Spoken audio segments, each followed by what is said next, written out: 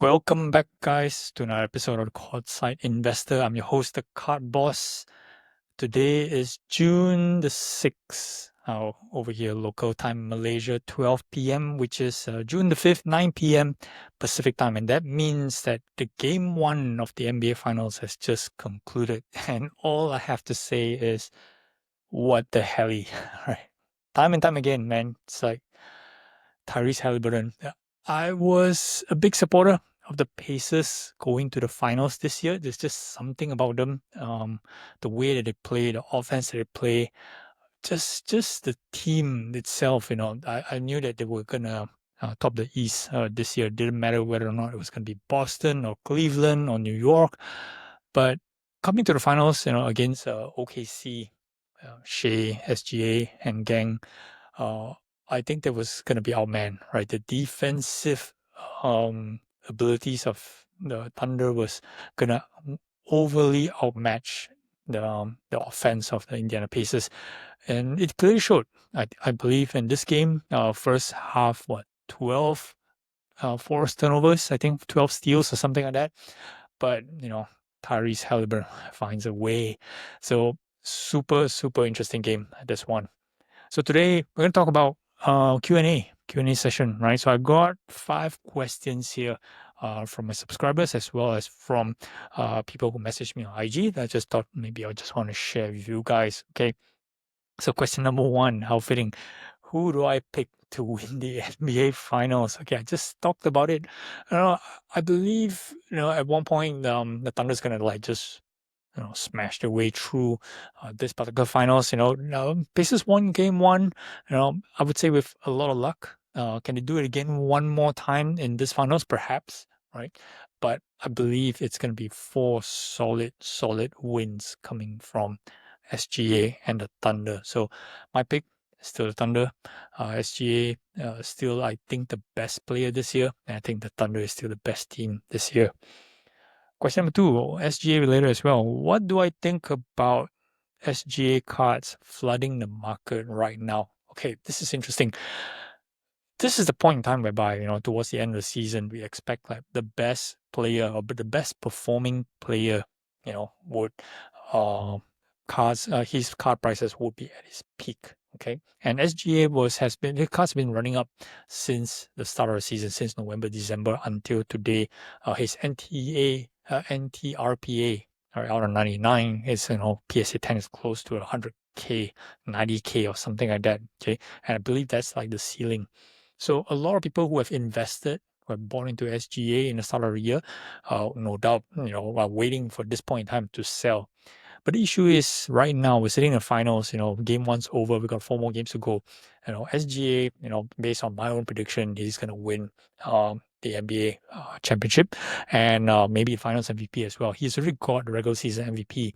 So as far as his cards are concerned, I think for this season, it's kind of run its course. It's kind of at its peak. And if you were going to cash out on your SGA investments, it is something that perhaps you have started doing. Maybe not wait till the NBA Finals. It gotta be at least one series before that. Maybe in the West Finals. So right now, it's a juncture where a lot of people are putting a lot of all their SGA investments at this moment, and it's a buyer's market, in my opinion. Right, so there's lots and lots of good SGA cards to choose from. Not necessarily it's gonna push all the prices up. I think that some cards, there are a lot of duplicates at the moment. A lot of NTRPAs are showing. So of course, the good ones are going to be snapped up, and there'll be a bidding war on the top quality stuff. But the normal stuff, the normal SGAs, maybe the Prisms, blue cracked ice. I noticed there's like 3 of them, ending this weekend on for next weekly auction. Different games, 2 PSA 10s, 1 PSA 8s, or something like that. So a lot of these cards are gonna suffer a bit. Not that it's gonna go down or anything like that, but you kind of miss the boat on getting the best value, which I believe was at least about 2 to 3 weeks ago. So that's my take on all the SGA cards are coming to the market at this moment. I think the timing is a bit out. If you were to buy an SGA and you were to sell, with intention to sell from day one to make money, I think that you should have sold maybe about 2 weeks ago to get the max value.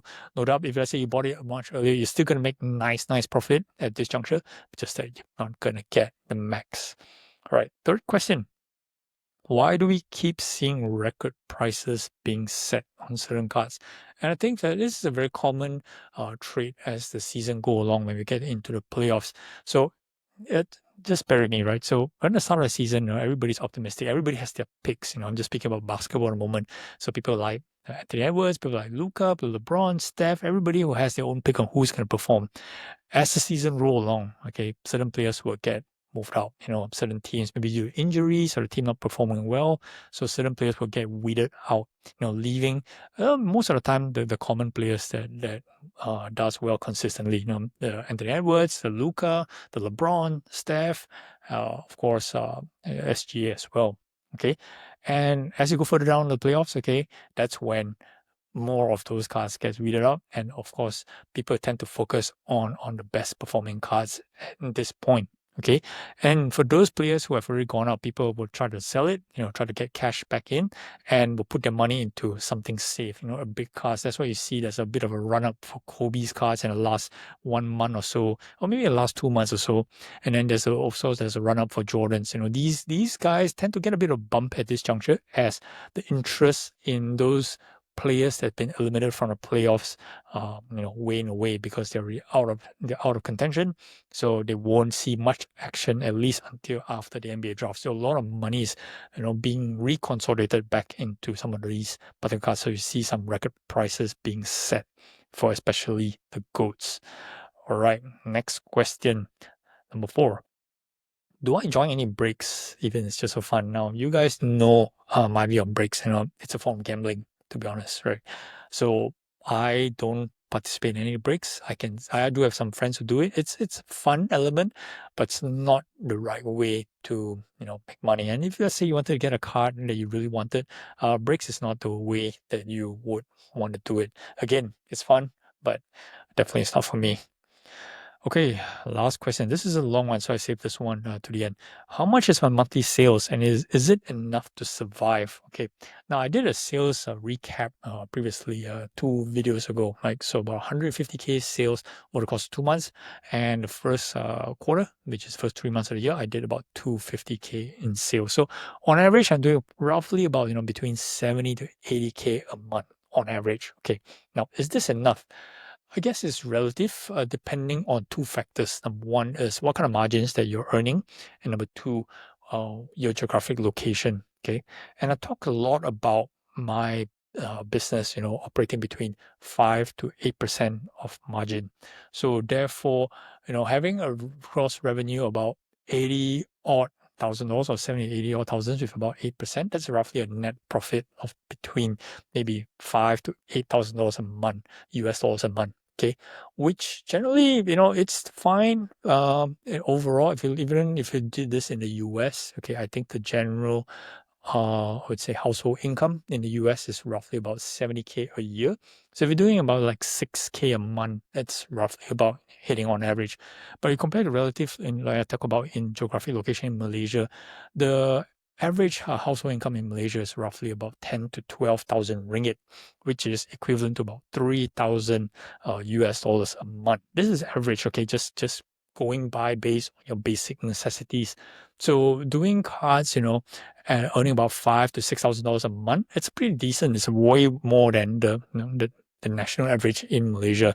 So again, depends on the margins and depends on your geographical location. If you can do cards, maybe let's say 20K of revenue, but at a profit margin of let's say 40 or 30%, not 40%, 30%, you're doing pretty all right. That's still $6,000, right? So again, the revenue is a factor, but it also depends on the margin and it depends on your geographical location in order for you to make a living.